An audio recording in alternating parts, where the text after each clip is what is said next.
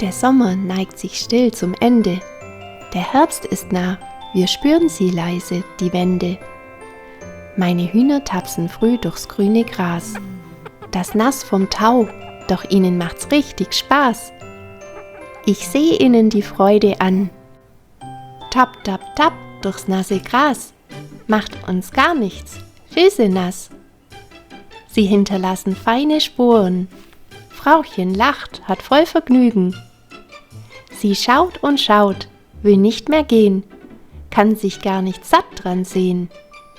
Hauptsache die Sonne lacht, viel besser, als wenn Regen wacht.